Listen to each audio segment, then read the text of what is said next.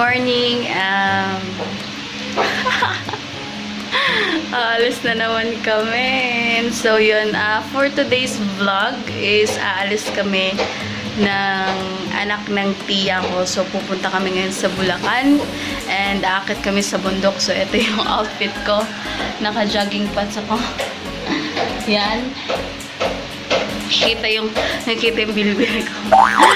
So, alis kami. And then, papakita ko sa inyo mamaya yung mga way na dadaanan namin. Magkukumit lang po kami. EJ, bilisan mo na. Tagal eh. Tingnan mo yung outfit oh. Taray. Ang sexy para mag-zumba lang eh. Nakapack up na yung gamit niya. O, dali mo na yung TV doon. Lagay mo na doon. Lagay mo na sa bag mo.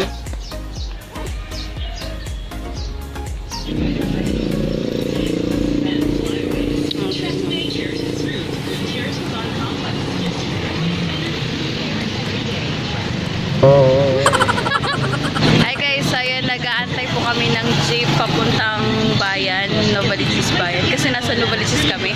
So, dito kami, nag-aantay kami ng jeep papuntang may lumilipad. Papuntang Tungko, no? Bayan. Oo nga, sakay tayo ng jeep papuntang bayan and then papuntang Tungko.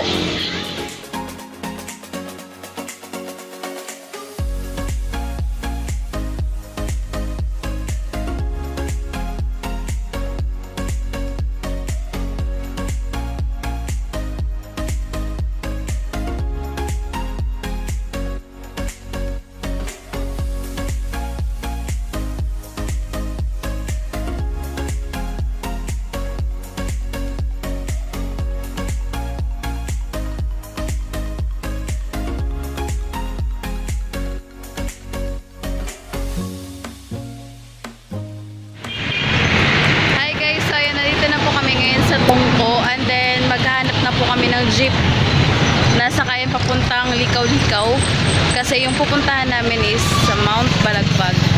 So yun, kakababa lang po namin sa jeep, so hanapin muna namin sakayan papuntang Likaw-Likaw. So yun guys, pupunta po kami sa terminal dun banda, papunta dun yung Likaw-Likaw, terminal ng Likaw-Likaw, sakayan namin. Uy! May market pala si Dalisay dito.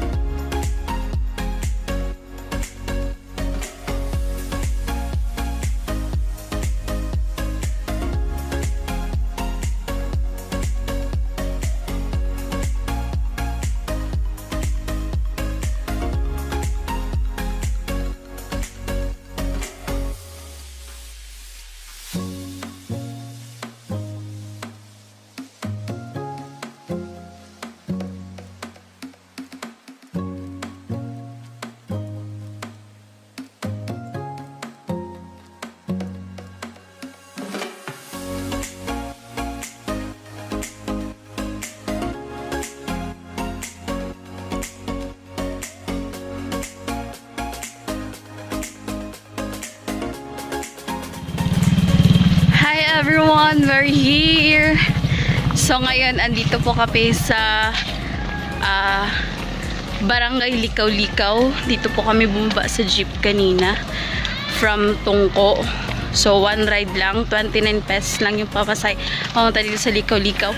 And then yung papuntang Mount Balagbag is lalakarin mo pa siya. So dito kami ngayon naglalakad sa gitna ng init kasama siya. Ano, kaya pa? Basic. So ngayon sabi nga nila pwede ka daw sumakay ng tricycle, kaya lang mas gusto namin maglakad para matipid namin yung 25 pesos na pamasahe kahit mainit. Magpapayong na lang kami. Bakit? Wala. So yun guys, napapagod na kaming maglakad. Tinatawag na kami ng mga tricycle driver, sabi.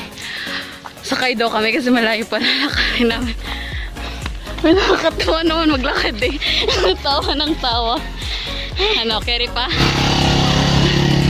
Nakaka-enjoy din naman kasi maglakad. Kaya nga tayo pupunta ng bukid eh. Para ano eh, mag-hiking tapos magta-tricycle ka.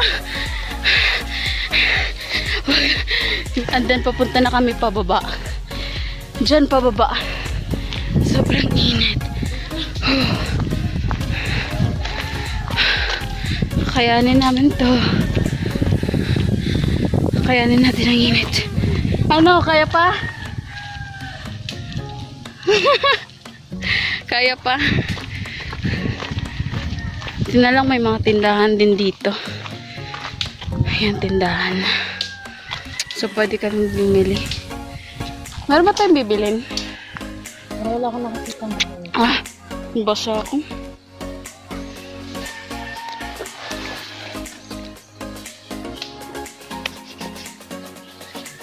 Grabe,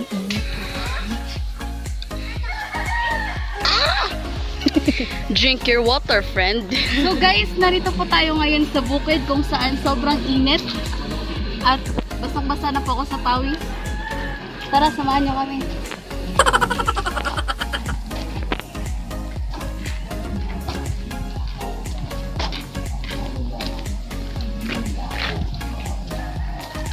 Naalala ko tuloy. Covid. Impostar number 2. Uy. Sinasabi mo. Wait lang. Uy, nakakatakot naman. May bangin po dito banda. Ayan siya, bangin. Malalim na bangin. Hindi mo siya masyadong kita pero malalim siya. Ayan siya. Bangin po yan. Tara na. Baho! Ang baho! So, habang naglalakad tayo, naalala ko lang yung nasa probinsya ako. Parang ganito din siya. Yung bukid. Naglalakad, sobrang init nung high school pa kami.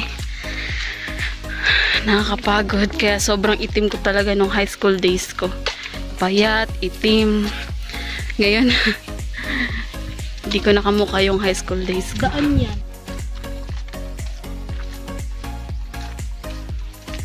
So, medyo isang oras na ata yung nilakad namin. Kasi yung paglalakad namin is, as in yung parang normal lang, mabagal lang.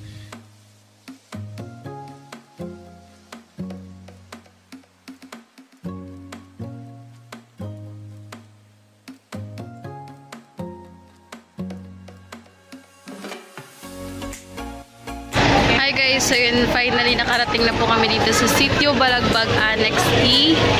At yan po yung barangay nila. Yan. So sabi nga daw nila magre-register daw po kami bago kami umakyat sa bukid. So pupunta muna kami dito para magpa-register. Tatanong tayo. Oh, grabe. Parang 2 oras na ata kami naglalakad hanggang hindi pa rin kami nakakarating sa paroroonan namin. Hindi pa kami nakarating doon. Sobrang haggard na, sobrang pagod na. Parang gusto na namin bumalik. Balik ka na! Yan o, ang daming labasan din ng mga estudyante dito.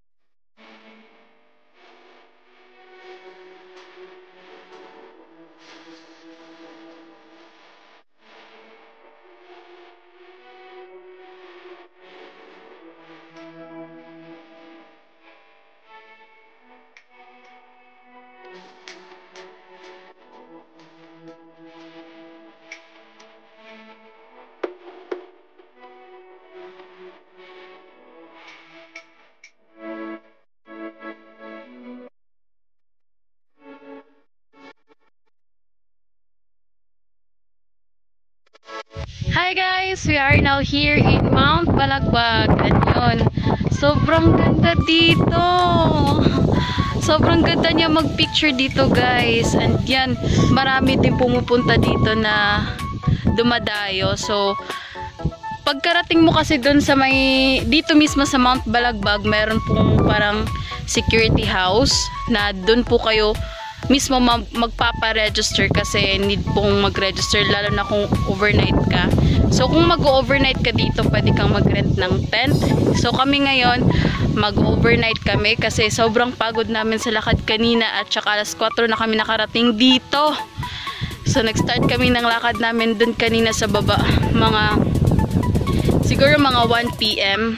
And then nakarating na kami dito sa Tuktok mga 4 PM kasi nilakad lang po namin and sobrang nakakapagod. Pero sobrang worth it naman yung pagpunta mo dito. And then kung magpapa-register ka, yung entrance lang is 30 pesos kung overnight. And then if hindi naman overnight, 20 pesos lang per person. So yun, sobrang worth it dito. Ang ganda yan. Yung malalaking bato na yan. Kaya ako dyan, sobrang lakas ng hangin dito. And yun, I hope na maririnig niyo yung boses ko. And papakita ko sa inyo mga view nila. Montage!